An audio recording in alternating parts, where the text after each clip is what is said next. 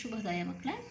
ಪದ್ಯಪಾಠ 3 ವಚನಗಳು ಅಂದರೆ ನಮ್ಮ ಜೀವನಕ್ಕೆ ಬೇಕಾದಂಥ ಸಾರಗಳಿರ್ತವೆ. ಅದರಲ್ಲಿ ನಾವು ತಿಳ್ಕೊಳ್ಳೋದು ಬಹಳ ಇದೆ. ಅದನ್ನು ನಾವು ಜೀವನದಲ್ಲಿ ಅಳವಡಿಸ್ಕೋಬೇಕು. ಯಾರ್ಯಾರ ವಚನಗಳಿದೆ? ಬಸವಣ್ಣನವ್ರದ್ದಿದೆ, ಅಂಬಿಗರ ಚೌಡಯ್ಯನದಿದೆ, ಅಕ್ಕ ಮಹಾದೇವಿದಿದೆ, ಆಯ್ದಕ್ಕಿ ಲಕ್ಕಮ್ಮ ಅವರದ್ದಿದೆ. ಜೀವನದಲ್ಲಿ ದೇವರನ್ನು ಕಾಣಲು ಅಂತರಂಗ ಶುದ್ಧಿ ಬಹಳ ಮುಖ್ಯ. ಅನ್ಯ ಚಿಂತೆಗಿಂತ ದೇವರನ್ನು ಕಾಣಬೇಕು ಎಂಬ ಚಿಂತೆ ಮುಖ್ಯ. ಜೀವನದಲ್ಲಿ ಸ್ತುತಿ ನಿಂದೆಗಳು ಬಂದಾಗ ಮನದಲ್ಲಿ ಕೋಪ ಮಾಡಿಕೊಳ್ಳದೆ ಸಮಾಧಾನಿಯಾಗಿರುವುದು ಮುಖ್ಯ. ಮಾನವನು ನಿರಹಂಕಾರಿಯಾಗಿ ನುಡಿಗೆ ತಕ್ಕ ನಡೆಯುಳ್ಳವರಾಗಿ ದಾನಿಗಳಾಗಿರುವುದು ಮುಖ್ಯ ಎಂಬುದು ಇಲ್ಲಿನ ಆಶಯವಾಗಿದೆ. ಮನುಷ್ಯರು ಹೆಂಗಿರಬೇಕು ಅಂದರೆ ನಾವು ದೇವರನ್ನು ಪ್ರತ್ಯಕ್ಷ ಮಾಡ್ಕೋಬೇಕು ಅಂದರೆ ಅಂತರಂಗ ಅಂದರೆ ಮನಸ್ಸಿನಲ್ಲಿ ಬಹಳ ಒಳ್ಳೆ ಭಾವನೆ ಇರಬೇಕು, ಒಳ್ಳೆಯವರಾಗಿರಬೇಕು, ಬೇರೆಯವರಿಗೆ ಕೇಡು ಮಾಡಬಾರ್ದು. ಮತ್ತು ಯಾವಾಗಲೇ ಆಗಲಿ ಸ್ತುತಿ ಅಂದರೆ ಹೊಗಳೋದು, ನಿಂದೆ ಅಂದರೆ ತೆಗಳೋದು, ಅದಕ್ಕೆ ಬಂದಾಗ ನಾವು ಅದಕ್ಕೆ ಯಾವುದೇ ರೀತಿ ಬೆಲೆ ಕೊಡದೆ ಎರಡಕ್ಕೂ ಸಮಾನವಾಗಿ ಸ್ವೀಕರಿಸಬೇಕು. ಯಾವಾಗಲೂ ಅಹಂಕಾರ ಮಾಡಬಾರ್ದು ಅನ್ನೋದು ಇದನ್ನು ನಾವೆಲ್ಲ ತಿಳ್ಕೋಬೇಕು ಅನ್ನೋದು ಈ ವಚನಗಳ ಆಶಯ. ಯಾರ ವಚನದಲ್ಲಿ ಏನು ಹೇಳಿದರೆ ನೋಡೋಣ. ಮೊದಲಿಗೆ ಬಸವಣ್ಣನವರ ವಚನ ಒಂದು ಸಲ ಓದ್ಬಿಡೋಣ. ಕಳಬೇಡ, ಕೊಲಬೇಡ, ಹುಸಿಯ ನುಡಿಯಲು ಬೇಡ, ಮುನಿಯಬೇಡ, ಅನ್ಯರಿಗೆ ಅಸಹ್ಯ ಪಡಬೇಡ, ತನ್ನ ಬಣ್ಣಿಸಬೇಡ, ಇದಿರ ಹಳಿಯಲು ಬೇಡ, ಇದೇ ಅಂತರಂಗ ಶುದ್ಧಿ, ಇದೇ ಬಹಿರಂಗ ಶುದ್ಧಿ, ಇದೇ ನಮ್ಮ ಕೂಡಲ ಸಂಗಮ ದೇವನೊಲಿಸುವ ಪರಿ. ಬಸವಣ್ಣನವ್ರದ್ದು ಕೂಡಲ ಸಂಗಮ ದೇವ ಅಂದರೆ ದೇವರು, ಅವರನ್ನು ಒರೆಸ್ಕೊಳ್ಳೋ ಪರಿ ಅಂದರೆ ದಾರಿ, ಒಲಿಸ್ಕೊಳ್ಳೋ ಪರಿ ಅಂದರೆ ದಾರಿ ಯಾವುದು? ಕಳಬೇಡ ಅಂದರೆ ಕಳ್ತನ ಮಾಡಬೇಡ, ಕೊಲಬೇಡ, ಯಾರಿಗೂ ಹಿಂಸೆ ಮಾಡಬೇಡ, ಕೊಲ್ಲಬೇಡ, ಹುಸಿಯ ನುಡಿಯಲು ಬೇಡ, ಯಾವುದೇ ಸಂದರ್ಭದಲ್ಲಿ ಹುಸಿ ಅಂದರೆ ಸುಳ್ಳನ್ನು ಹೇಳಬೇಡ ಅಂತ, ಎಂಥದೇ ಸಂದರ್ಭ ಆಗಲಿ ನಾವು ಸುಳ್ಳು ಹೇಳಬಾರ್ದು. ಮುನಿಯಬೇಡ, ಯಾರ ಮೇಲೂ ಕೋಪ ಮಾಡ್ಕೋಬೇಡ, ಅನ್ಯರಿಗೆ ಅಸಹ್ಯ ಪಡಬೇಡ, ಬೇರೆಯವರು ಬೇರೆ ಯಾವುದೇ ರೀತಿ ಇರಲಿ ನಾವು ಅಸಹ್ಯ ಪಟ್ಕೊಳ್ದೆ ಅವರನ್ನು ನಮ್ಮಂತೆ ಸಮಾನರು ಅನ್ನೋದಂಗೆ ನೋಡ್ಕೋಬೇಕು. ತನ್ನ ಬಣ್ಣಿಸಬೇಡ, ನಮ್ಮನ್ನು ನಾವು ಹೊಗಳ್ಕೋಬೇಡ, ಇದಿರ ಹಳಿಯಲು ಬೇಡ, ಬೇರೆಯವರೆದುರಿಗೆ ಅವ್ರನ್ನ ಹಳಿಯಬೇಡ ಅಂದರೆ ಅವ್ರನ್ನ ತೆಗಳ್ಬೇಡ, ಇದೇ ಅಂತರಂಗ ಶುದ್ಧಿ, ಇದೇ ನಮ್ಮ ಅಂತರಂಗ ಶುದ್ಧಿ ಅಂದರೆ ನಾವು ಮನಸ್ಪೂರ್ವಕವಾಗಿ ನಾವು ತೋರಿಸಿಕೊಳ್ಳೋ ಭಾವನೆ, ಅದನ್ನೇ ನಾವು ತೋರಿಸ್ಬೇಕು ಎಲ್ಲರಿಗೂ. ಇದೇ ಬಹಿರಂಗ ಶುದ್ಧಿ, ನಾವು ಹೊರಗಡೆನೂ ಸಹ ಹಾಗೆ ಇರಬೇಕು, ಅಂತರಂಗದಲ್ಲೂ ಬಹಿರಂಗದಲ್ಲೂ ಇವೆಲ್ಲ ಗುಣಗಳನ್ನು ಅಳವಡಿಸ್ಕೊಂಡು ಅದನ್ನೇ ನಾವು ನಿರಂತರವಾಗಿ ಪಾಲಿಸ್ತಾ ಬರಬೇಕು. ಇದೇ ನಮ್ಮ ಕೂಡಲ ಸಂಗಮ ದೇವನೊಲಿಸುವ ಪರಿ, ನಾನು ದೇವರನ್ನು ಹೊಲಿಸ್ಕೊಳ್ಳೋ ಪರಿ ಅಂದರೆ ದಾರಿ ಇದೆ. ನಾವು ಇದೆಲ್ಲ ಗುಣಗಳನ್ನು ಅಳವಡಿಸ್ಕೊಂಡ್ರೆ ದೇವರು ನಮಗೆ ಸಿಗ್ತಾನೆ, ಪ್ರತ್ಯಕ್ಷ ಆಗ್ತಾನೆ. ನಾವು ದೇವರ ಮಾರ್ಗದಲ್ಲೇ ಹೋಗಬೇಕು ಅನ್ನೋದು. ಮತ್ತು ಮುಂದಿನ ವಚನ ಒಂದು ಸಲ ಓದೋಣ. ಮೊದಲಿಗೆ ಬಡತನಕ್ಕೆ ಒಂಬುವ ಚಿಂತೆ, ಉಣಲಾದರೆ ಉಡುವ ಚಿಂತೆ, ಉಡಲಾದರೆ ಇಡುವ ಚಿಂತೆ, ಇಡಲಾದರೆ ಹೆಂಡಿರ ಚಿಂತೆ, ಹೆಂಡಿರಾದರೆ ಮಕ್ಕಳ ಚಿಂತೆ, ಮಕ್ಕಳಾದರೆ ಬದುಕಿನ ಚಿಂತೆ, ಬದುಕಾದರೆ ಕೇಡಿನ ಚಿಂತೆ, ಕೇಡಾದರೆ ಮರಣದ ಚಿಂತೆ, ಇಂತಿ ಹಲವು ಚಿಂತೆಯಲ್ಲಿ ಇಪ್ಪವರನ್ನು ಕಂಡೆನು, ಶಿವನ ಚಿಂತೆಯಲ್ಲಿದ್ದವರೊಬ್ಬರನ್ನು ಕಾಣೆನೆಂದಾತ ನಮ್ಮ ಅಂಬಿಗರ ಚೌಡಯ್ಯ ನಿಜ ಶರಣ. ಅಂಬಿಗರ ಚೌಡಯ್ಯನವರು ಬರೆಯೋದೆಲ್ಲರೂ ಒಂದೊಂದು ಚಿಂತೆ ಮಾಡ್ತಾ ಇರ್ತಾರೆ, ಆದರೆ ದೇವ್ರ ಬಗ್ಗೆ ಯಾರೂ ಚಿಂತೆ ಮಾಡ್ತಾ ಇಲ್ಲ ಅಂತಂದು ಹೇಳ್ತಾ ಇದ್ದಾರೆ. ಇಲ್ಲಿ ನೋಡಿ, ಬಡತನಕ್ಕೆ ಒಂಬುವ ಚಿಂತೆ. ಬಡತನ ಅಂದರೆ ಅವರಿಗೆ ದುಡ್ಡು ಕಾಸಿರಲ್ಲ, ಊಟ ಮಾಡೋಕ್ಕಿರಲ್ಲ, ಆದರೆ ನಮಗೆ ಊಟ ಸಿಕ್ಕರೆ ಸಾಕಪ್ಪ ಅಂತ ಅವ್ರಿಗೆ ಯಾವಾಗಲೂ ಹೊಟ್ಟೆ ತುಂಬಿಸ್ಕೊಳ್ಳೋದ್ರ ಬಗ್ಗೆನೇ ಯೋಚನೆ ಮಾಡ್ತಾ ಇರ್ತಾರೆ. ಉಣಲಾದರೆ ಉಡುವ ಚಿಂತೆ, ಹೆಂಗೋ ಸ್ವಲ್ಪ ದುಡಿದು ಅವ್ರು ಊಟ ಮಾಡ್ತಾ ಇರ್ತಾರೆ ಅಂದರೆ ಅವಾಗ ನಮಗೆ ಹೊಟ್ಟೆ ತುಂಬ ಇದೆ, ಈಗ ಒಳ್ಳೊಳ್ಳೆ ಬಟ್ಟೆ ಉಟ್ಕೋಬೇಕು ಅನ್ನೋ ಅವರಿಗೆ ಚಿಂತೆ ಬರುತ್ತೆ.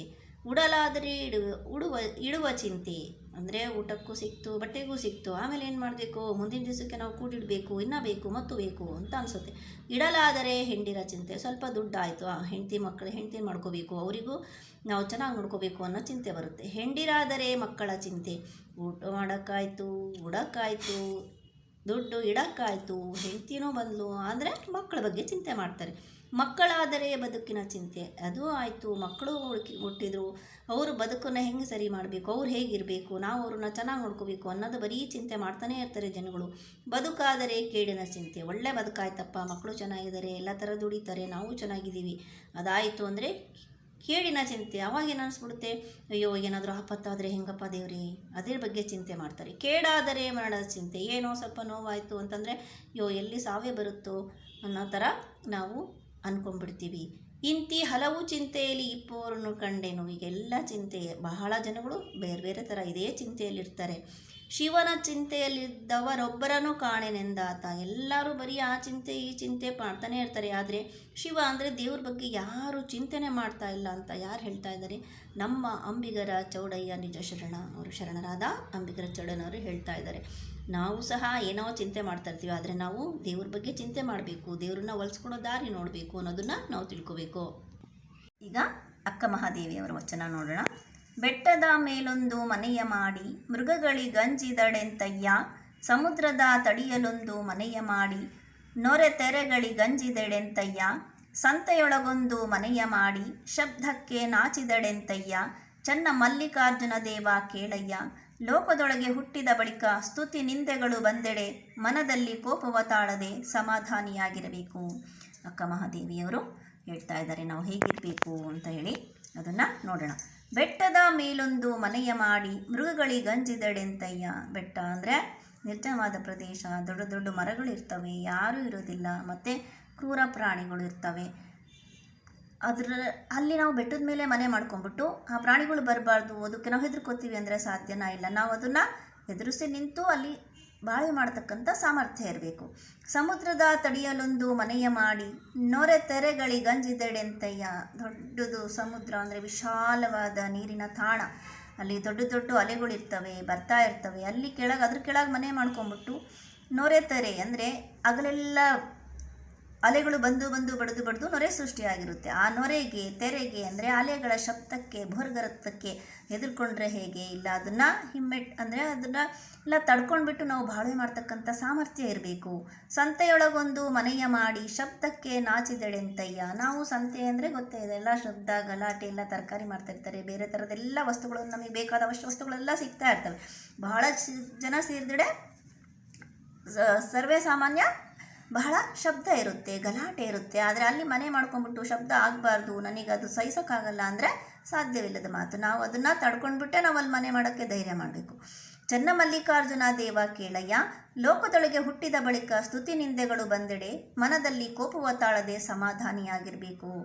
ಅದಕ್ಕೆ ದೇವ್ರ ಹತ್ರ ಹೇಳ್ತಾ ಇದ್ದಾರೆ ಅವ್ರು ಏನಂತ, ನಾವು ಮನುಷ್ಯರಾದವರು ಈ ಲೋಕದಲ್ಲಿ ಹುಟ್ಟಿದ ಮೇಲೆ ಸ್ತುತಿ ಅಂತಂದರೆ ನಮಗೆ ಹೊಗಳವರು, ನಿಂದನೆ ಅಂದರೆ ತೆಗಳವರು. ಯಾವುದೇ ಆಗಲಿ ಯಾರೇ ಆಗಲಿ ಹೊಗಳಿದ್ರು ತೆಗಳಿದ್ರು ನಾವು ಅದಕ್ಕೆ ಕೋಪನೂ ಮಾಡ್ಕೋಬಾರ್ದು, ಹೊಗಳಿದ್ರು ಅಂತ ಸಂತೋಷ ಪಡಬಾರ್ದು, ತೆಗಳಿದ್ರು ಅಂತ ಕೋಪ ಮಾಡ್ಕೋಬಾರ್ದು. ಅದನ್ನೆಲ್ಲ ತಾಳ್ಕೊಂಡು ಸಮಾಧಾನಿಯಾಗಿರಬೇಕು. ಅಂದರೆ ಯಾವಾಗಲೂ ಸಮಾಧಾನ ಚಿತ್ತದಿಂದ ಎರಡನ್ನು ಸಮಾನವಾಗಿ ಸ್ವೀಕರಿಸಬೇಕು ಅಂತ ಅಕ್ಕ ಮಹಾದೇವಿಯರು ನಮಗೆ ಈ ವಚನದ ಮುಖಾಂತರ ತಿಳಿಸ್ತಾ ಇದ್ದಾರೆ. ಮುಂದಿನ ವಚನ ಆಯ್ದಕ್ಕಿ ಲಕ್ಕಮ್ಮ ಅವರದ್ದು. ಮೊದಲಿಗೊಂದ್ಸಲ ಓದೋಣ. ಗರ್ವದಿಂದ ಮಾಡುವ ಭಕ್ತಿ ದ್ರವ್ಯದ ಕೇಡು, ನಡೆಯಿಲ್ಲದ ನುಡಿ ಅರಿವಿಂಗೆ ಹಾನಿ, ಕೊಡದೆ ತ್ಯಾಗಿ ಎನಿಸಿಕೊಂಬುದು ಮುಡಿಯಿಲ್ಲದ ಶೃಂಗಾರ, ದೃಢವಿಲ್ಲದೆ ಭಕ್ತಿ ಒಡೆದ ಕುಂಭದಲ್ಲಿ ಸುಜಲವ ತುಂಬಿದಂತೆ, ಮಾರಯ್ಯ ಪ್ರಿಯ ಅಮರೇಶ್ವರ ಲಿಂಗವ ಮುಟ್ಟದ ಭಕ್ತಿ. ಇಲ್ಲಿ ಆಯ್ದಕ್ಕಿ ಲಕ್ಕಮ್ಮ ಅವ್ರು ಏನು ಹೇಳ್ತಿದ್ದಾರೆ, ಗರ್ವದಿಂದ ಮಾಡುವ ಭಕ್ತಿ ದ್ರವ್ಯದ ಕೇಡು ಅಂತಂದರೆ ನಾವು ಗರ್ವ, ನನಗೆ ಆಸೆ ದೊಡ್ಡದು, ಬಹಳಷ್ಟು ದುಡ್ಡಿದೆ, ನಾನು ಭಕ್ತಿ ತೋರಿಸ್ತೀನಿ ಅಂದರೆ ಅದು ದ್ರವ್ಯದ ಕೇಡು. ಅಂದರೆ ನಮ್ಮ ದ್ರವ್ಯ ಅಂದರೆ ಹಣ, ಕಾಸು, ಸಂಪತ್ತಕ್ಕೆ ಕೇಡಾಗುತ್ತೆ ವಿನಃ ಅದೇ ನಮಗೆ ಹೆಚ್ಚಾಗೋದಿಲ್ಲ. ಯಾಕಂದರೆ ನಾವು ಮನಸ್ಪೂರ್ವಕವಾಗಿ ಭಕ್ತಿಯಿಂದ ನಾವು ದೇವರನ್ನ ಪ್ರಾರ್ಥನೆ ಮಾಡ್ಕೋಬೇಕು. ನಡೆಯಿಲ್ಲದ ನುಡಿ ಅರಿವಿಂಗೆ ಹಾನಿ. ನಾವು ಏನು ಬೇಕೋ ಹಾಗಿರೋದು. ನಡೆಯಿಲ್ಲದ ನುಡಿ ಅಂದರೆ ನಾವು ಏನು ನುಡಿತೀವೋ ಅದನ್ನೇ ನಡಿಬೇಕು, ನುಡಿದಂತೆ ನಡೆ. ನಾವು ಸತ್ಯವನ್ನೇ ನುಡಿಬೇಕು, ಸನ್ಮಾರ್ಗದಲ್ಲೇ ಇರಬೇಕು, ಆವಾಗ ಮಾತ್ರ ಅದು. ಇಲ್ಲ ಅಂದರೆ ಅರಿವಿಂಗೆ ಹಾನಿ ಅಂದರೆ ನಮ್ಮ ಬುದ್ಧಿಶಕ್ತಿಗೆ ಹಾನಿಯಾಗುತ್ತೆ, ಯಾರಿಗೂ ಏನೂ ಹಾನಿಯಾಗಲ್ಲ. ನಾವು ನುಡಿದಂಗೆ ನಡೆದ್ರೆ ನಮಗೆ ಒಳ್ಳೆಯದು. ಕೊಡದೆ ತ್ಯಾಗಿ ಎನಿಸಿಕೊಂಬುದು ಮುಡಿಯಿಲ್ಲದ ಶೃಂಗಾರ ಅಂದರೆ ಕೊಡದೆ ತ್ಯಾಗಿ ಏನೂ ಕೊಟ್ಟಿರಲ್ಲ, ಆದರೂ ಇವನು ತ್ಯಾಗಿಯಪ್ಪ ಅಂದರೆ ನಾವು ಯಾರಿಗಾದರೂ ಏನಾದರೂ ಸಹಾಯ ಬೇಕು ಅಂದಾಗ ಯಾವುದೇ ರೀತಿ ನಾವು ಹಿಂದೆ ಮುಂದೆ ಮಾಡದೆ ನಾವು ಅವರಿಗೆ ಸಹಾಯ ಮಾಡಬೇಕು. ಅವಾಗೇನಾದರೂ ಅವ್ರಿಗೆ ಬೇಕು ಆದರೆ ತ್ಯಾಗ ಮಾಡಬೇಕು. ಆದರೆ ಅದೇನು ಮಾಡ್ದಂಗೆ ಸುಮ್ಮನೆ ತ್ಯಾಗಿ ಅನ್ನಿಸ್ಕೊಂಡ್ರೆ ಮುಡಿಯಿಲ್ಲದ ಶೃಂಗಾರ ಅಂದರೆ ನಾವೆಲ್ಲ ಶೃಂಗಾರ ಮಾಡಿಕೊಂಡು ಎಲ್ಲ ಇದ್ರೂ ಅದು ಮುಡಿಯಲ್ಲಿ ಹೂವು ಇಲ್ಲದೆ ಇದ್ದರೆ ಏನು ಶೃಂಗಾರಕ್ಕೊಂದು ಬೆಲೆ ಇರಲ್ಲ. ಆದರೆ ಆ ಥರ ಆಗಿಬಿಡುತ್ತೆ. ನಾವು ಅಂದರೆ ಕೊಡದೇ ತ್ಯಾಗಿ ಎನಿಸಿಕೊಂಬುದು ಮುಡಿಯಲ್ಲದ ಶೃಂಗಾರ ಅಂತಂದರೆ ನಾವು ಏನೋ ಕೊಡದೇನೆ ತ್ಯಾಗಿ ಅನ್ನಿಸ್ಕೊಳ್ಬಾರ್ದು, ನಾವು ಏನಾದರೂ ಮಾಡಲೇಬೇಕು ಅಂತ. ದೃಢವಿಲ್ಲದ ಭಕ್ತಿ ಒಡೆದ ಕುಂಭದಲ್ಲಿ ಸುಜಲವ ತುಂಬಿದಂತೆ, ಮಾರಯ್ಯ ಪ್ರಿಯ ಅಮರೇಶ್ವರ ಲಿಂಗವ ಮುಟ್ಟದ ಭಕ್ತಿ ಅಂದರೆ ನಾವು ಭಕ್ತಿನ ಯಾವ ಥರ ತೋರಿಸ್ಬೇಕು, ದೃಢಚಿತ್ತತೆಯಿಂದ ಯಾವಾಗಲೂ ನಾವು ದೇವ್ರನ್ನ ಸದಾ ಧ್ಯಾನ ಮಾಡಬೇಕು. ಅದಿಲ್ಲದೆ ಇದ್ದರೆ ಒಡೆದ ಕುಂಭದಲ್ಲಿ ಸುಜಲವ ತುಂಬಿದಂತೆ.